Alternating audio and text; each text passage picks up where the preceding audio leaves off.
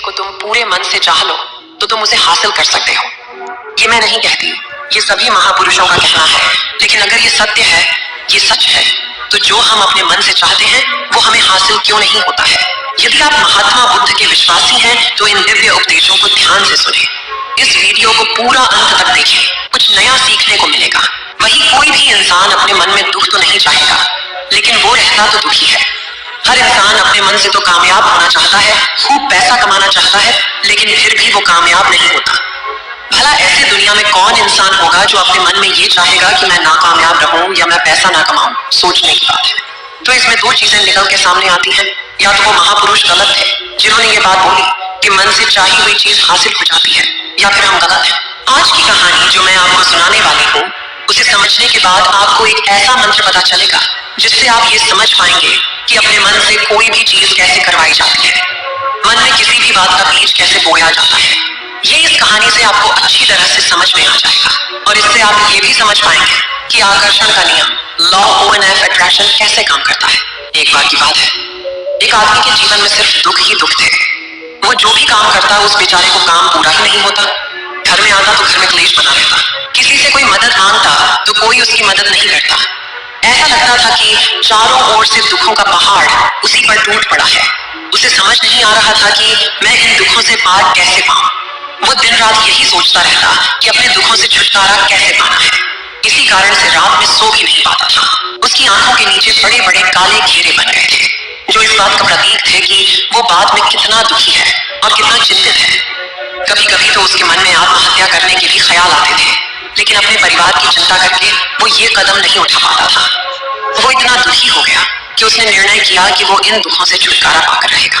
इसके लिए चाहे उसे कितनी भी मेहनत करनी पड़े, कुछ भी करना पड़े, चाहे अंगारों पर चलना पड़े, लेकिन इन दुखों से छुटकारा हासिल करके रहेगा।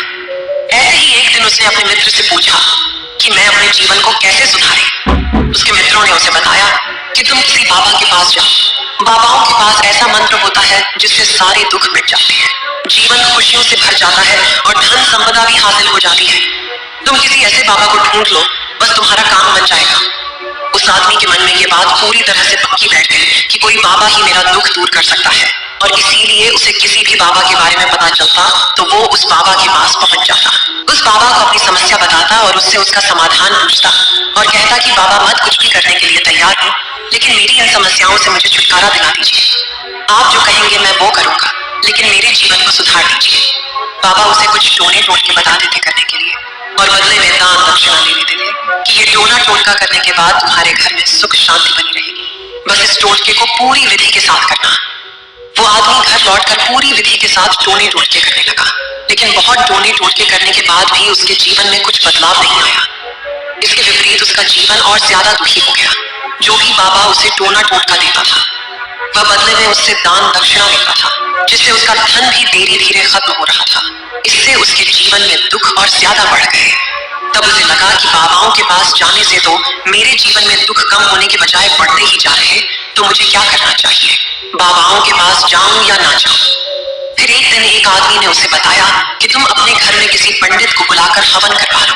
हवन होगा, घर शुद्ध हो जाएगा, कोई भी बुरी ऊर्जा होगी घर में तो वो घर से बाहर चली जाएगी। किसी पंडित को बुलाकर पूरे विधि विधान से मंत्रोच्चारण कराओ और हवन कराओ, जिससे घर में सुख शांति आए। उस आदमी के मन में ये बात बैठ गई और उसने एक पंडित को अपने घर पर बुलाकर हवन करवा दिया। हवन अच्छी तरह से संपन्न हुआ। बदले में पंडित ने भी अच्छी दान दक्षिणा दी और उसके बाद वो वहां से विदा हो गया। लेकिन कुछ दिनों के बाद उस आदमी को महसूस हुआ कि उसके जीवन में अब भी कोई बदलाव नहीं आया है। अब वो आदमी पूरी तरह से दुखी हो गया और ज्यादा परेशान हो गया। अब तो उसे लगने लगा था कि मेरे जीवन में से दुख कभी खत्म ही नहीं होंगे, और यही सोच सोच कर उस आदमी का बुरा हाल हो गया था। जब वो आदमी वहां पर पहुंचता है तो वो बाबा ध्यान में बैठे हुए थे। ये देखकर वो आदमी वहीं पर चुपचाप बैठकर ध्यान से बाहर आने का उनका इंतजार करने लगा। थोड़ी देर बाद बाबा ने आंखें खोली तो सामने एक दुखी और परेशान युवक को बैठे देखा। उसकी आंखों के नीचे काले घेरे देखते ही समझ गया कि ये आदमी अपने जीवन से कितना परेशान है। उसे संबोधित करते हुए बाबा ने पूछा कि बच्चा क्या चाहते हो, बाबा के पास क्या लेने आए हो।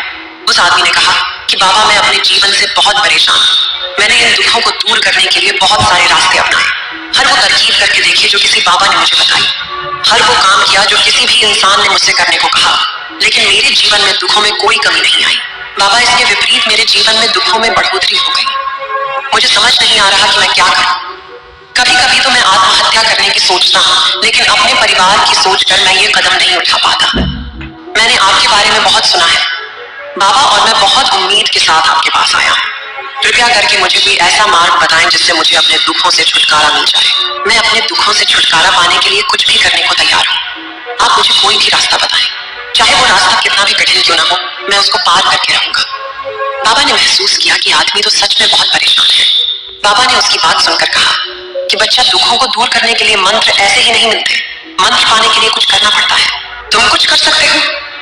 ये सुनकर पहले तो उस आदमी ने सोचा कि ये बाबा भी मुझसे दान दक्षिणा ही मांगेंगे, लेकिन और कोई रास्ता न पाकर उस आदमी ने कहा कि बाबा, आपको जितनी भी दान दक्षिणा चाहिए मैं देने के लिए तैयार हूं, लेकिन आपका मंत्र सच्चा होना चाहिए, वो पूरा होना चाहिए, उसका फल मुझे मिलना चाहिए। उसके बाद आप जो भी दान दक्षिणा लेना चाहते हो मैं वो दे दूंगा।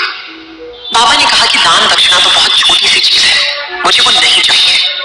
इस पर वो आदमी सोच विचार करके बोला, तो बाबा, मैं अंगारों के बीच चलने के लिए तैयार हूँ, आप मुझे बस आज्ञा दीजिए। बाबा ने कहा कि अंगारों पर चलने वाली छोटी चीज मैं तुमसे नहीं कराने वाला। मैं जो तुमसे कराने वाला हूँ वह बहुत कठिन मंत्र है, उसे पूरा कर पाओगे। उस व्यक्ति ने कहा कि बाबा, आप मुझे बताइए तो सही, मुझे करना क्या होगा। मैं कुछ भी करने को तैयार हूँ। इस पर बाबा ने उसे कहा कि यहाँ से जब तुम अपने घर जाओ तो रास्ते में अपने मन में ये दोहराते जाना कि मैं सुखी हूँ, मैं सुखी हूँ, मैं सुखी हूँ। बार बार अपने मन में यही दोहराना, और याद रहे जुबान पर ये नहीं आना चाहिए, ये सिर्फ मन में दोहराना है। ये सुनकर वो आदमी बोला, बाबा, बस इतनी सी बात, ये तो मैं चुटकी बजा भी कर लूंगा, लेकिन इससे होगा क्या। बाबा बोले कि इस मंत्र को करके देखो। वैसे भी तुमने इतने बाबाओं के मंत्र किए हैं, तो इस मंत्र को भी करके देख लो। उस आदमी ने सोचा कि बाबा कुछ दान दक्षिणा तो ले नहीं रहे, और छोटा सा मंत्र है, इसे तो मैं कर ही लूंगा। वो बोला, ठीक है बाबा, मैं ये मंत्र जरूर करूंगा। वह आदमी ये कहकर वहां से उठकर चलने लगा, लेकिन जैसे ही वो चलने लगा, पीछे से बाबा ने बोला कि बच्चा, एक बात याद रखना, जब तुम्हें मंत्र अपने मन में दोहराए तो तुम्हारे मन में बंदर के विचार नहीं आने चाहिए, बंदर का ख्याल भी नहीं आना चाहिए, तो ही ये मंत्र सिद्ध होगा। वो आदमी बोला, मुझे तो आज तक बंदर का कोई विचार नहीं आया, तो अब क्यों आएगा। आप चिंता मत करिए बाबा, मैं बस मन में यही तो रहूंगा कि मैं सुखी हूँ, मैं सुखी हूँ। इसके अलावा बंदर का कोई विचार मेरे मन में नहीं आएगा। यह कहकर वो आदमी वहां से चल दिया। वो अपने मन में मैं सुखी हूँ, मैं सुखी हूँ ये दोहराता हुआ थोड़ी दूर ही चला था कि उसके मन में अचानक बंदर का ख्याल आ गया। बंदर का ख्याल एक बार आया और चला भी गया, लेकिन उस आदमी ने सोचा कि आज तक तो मुझे बंदर का कोई विचार नहीं आया, ये आज बंदर का विचार क्यों आ गया।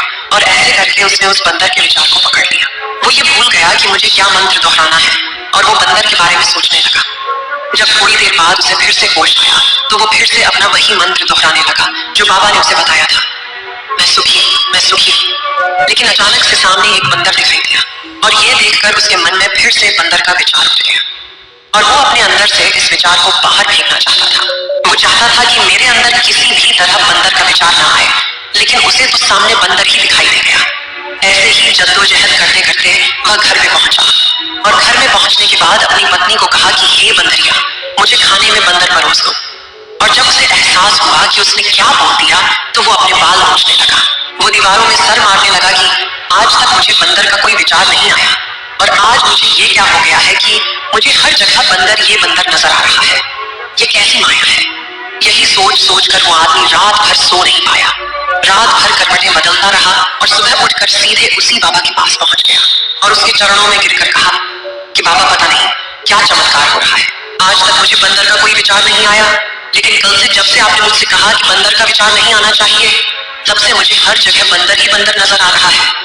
उस आदमी ने कहा कि बाबा, मुझे तो आपके पीछे पेड़ पर बैठा हुआ बंदर भी केले खाता हुआ दिखाई दे रहा है, ये हो क्या रहा है बाबा। ये सुनकर बाबा हंसने लगे। बच्चा, मन का जल एक ऐसा जाल है जिसे समझ पाना इतना आसान नहीं है। बंदर तो तुम्हारे रास्ते में पहले भी आते थे। जब तुम मेरे पास आए थे तो इन्हीं पेड़ों पर ये बंदर घूम रहे थे, लेकिन तब तुम्हारे ध्यान में ये बंदर नहीं था, तब तुम्हारे ध्यान में सिर्फ अपने दुख थे। इसके बाद बाबा ने उसे बताया कि बच्चा, हम जिस चीज से भी दूर भागना चाहते हैं वही चीज हमारे मन में बहुत गहरे में प्रविष्ट हो जाती है। वो हमारे अंतर्मन में समा जाती है। असल में हम जिस चीज से भी छुटकारा पाना चाहते हैं, उससे छुटकारा इसीलिए पाना चाहते हैं कि वो हमारे साथ बहुत गहरे से जुड़ी हुई है, और हम जितना ही उससे छुटकारा पाना चाहते हैं, वो उतनी ही गहरी हमारे मन में बैठती चली जाती है, और आखिरकार वो हमारे अंतर्मन में छा जाती है। ऊपर से तो हम चाहते हैं सुखी होना, कि मैं सुखी हूँ, मैं सुखी हूँ। हमारे होंठ भी यही बोलते रहते हैं, लेकिन हमारे मन में दुख समाये होते हैं। हमारे विचारों में, हमारे मन में हमें दुख ही दुख दिखाई देते हैं। इसीलिए अपनी जुबान से बार बार ये बोलने से कि मैं सुखी हूँ, मैं सुखी हूँ, हम सुखी नहीं होंगे जब तक ये मंत्र हमारे अंतर्मन में प्रविष्ट नहीं होगा।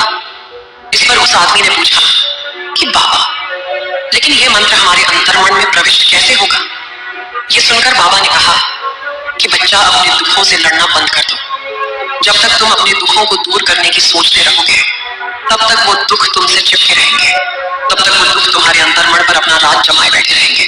और जिस दिन तुम उन दुखों के बारे में सोचना ही छोड़ दोगे, उन दुखों से छुटकारा ही नहीं पाना चाहोगे, उसी दिन से तुम्हारी जिंदगी से दुख गायब हो जाएंगे। क्योंकि किसी भी चीज से छुटकारा पाने के लिए हमें उस चीज के बारे में सोचना पड़ता है, और हम जितना ही उस चीज के बारे में सोचते हैं, वो उतनी ही गहरी हमारे मन में प्रविष्ट होती चली जाती है। हम अधिकतर समय दुखों के बारे में ही सोचते हैं। हम यही सोचते हैं कि हमारे जीवन में दुख है और हमें इससे छुटकारा पाना है। इसी वजह से बार बार सोचने से वो दुख हमारे अंतर्मन में प्रविष्ट हो जाते हैं और हमें एहसास भी नहीं होता। इसीलिए अगर तुम दुखों से छुटकारा पाना चाहते हो, तो दुखों से छुटकारा पाने के बारे में सोचना छोड़ दो, तुम्हें दुखों से छुटकारा मिल जाएगा। अक्सर आदमी धूम्रपान छोड़ना चाहता है, शराब छोड़ना चाहता है, सुबह अपने आप से यह वादा करता है कि मैं कोई भी गलत काम नहीं करूंगा, लेकिन शाम को जब लौटता है तो नशे में चूर होकर लौटता है। ऐसा क्यों होता है कि जो हम सोच रहे हैं वो पूरा कर ही नहीं पा रहे हैं? असल में हम उस चीज को बहुत ज्यादा तवज्जो दे रहे हैं, उस चीज को बहुत ज्यादा अहमियत दे रहे हैं। जब भी हम उस चीज को छोड़ने के बारे में सोचते हैं, तो हम उसकी इंपॉर्टेंस यानी कि विशेषता और ज्यादा बढ़ा देते हैं। हमारा मन उस चीज के बारे में जितना ज्यादा सोचेगा, शराब या धूम्रपान छोड़ने के बारे में जितना ज्यादा सोचेगा, हमारा मन उतना ही उस चीज के पीछे ज्यादा भागेगा। हमें उस चीज से लड़ना नहीं है, बल्कि बिना सोचे गुजर जाना है। और अगर इस मंत्र को हम समझ लेते हैं, तो हम अपने जीवन में जो भी पाना चाहते हैं, उसे अपने अंतर्मन में डाल सकते हैं। और एक बार वो लक्ष्य हमारे अंतर्मन में बैठ जाता है, तो फिर सफलता पाने में कोई समस्या नहीं आती, कोई दिक्कत नहीं आती। उम्मीद है आप सभी को यह वीडियो अच्छी लगी होगी।